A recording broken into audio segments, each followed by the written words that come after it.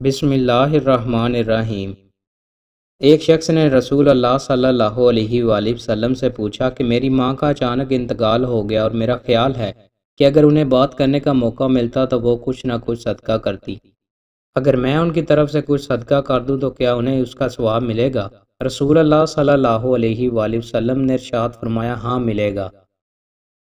رسول اللہ صلی اللہ علیہ وآلہ وسلم نے ارشاد فرمایا، ہر نبی کا ایک دوست ہوتا ہے اور میرے دوست یعنی جنت میں عثمان ہوں گے۔ رسول اللہ صلی اللہ علیہ وآلہ وسلم نے ارشاد فرمایا، جو شخص سونے کا ارادہ کرے تو اپنی سیدھی کروٹ پر سوئے، پھر 100 مرتبہ قل ھو اللہ احد پڑھے تو قیامت کے دن اس سے اللہ پاک فرمائے گا، اے میرے بندے تو اپنی سیدھی طرف سے جنت میں داخل ہو جا۔ رسول اللہ صلی اللہ علیہ وآلہ وسلم نے ارشاد فرمایا، اللہ پاک ارشاد فرماتا ہے، اے ابن آدم، نماز فجر اور نماز عصر کے بعد کی ساعتوں میں میرا ذکر کیا کر، میں ان دونوں اوقات میں تیرے لیے کافی ہوں گا۔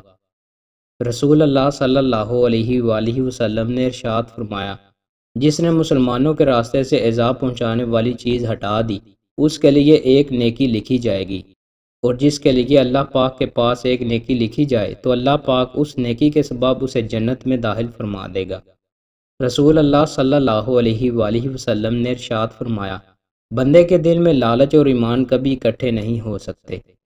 رسول اللہ صلی اللہ علیہ وآلہ وسلم نے ارشاد فرمایا، جو شخص نرم عادت سے محروم رہا وہ ساری بلائی سے محروم رہا۔ رسول اللہ صلی اللہ علیہ وآلہ وسلم نے ارشاد فرمایا، پہلوان وہ نہیں جو لوگوں کو بچھاڑ دے، بلکہ پہلوان وہ ہے جو غصے کے وقت اپنے نفس پر قابو رکھے۔ رسول اللہ صلی اللہ علیہ وآلہ وسلم نے ارشاد فرمایا، جو شخص 3 جمعوں کی نمازیں بلا عذر چھوڑتا ہے اس کے دل پر مہر لگا دی جاتی ہے۔ دوستو، مزید اچھی ویڈیوز کے لیے ہمارے چینل کو سبسکرائب لازمی کریں۔ بہت شکریہ۔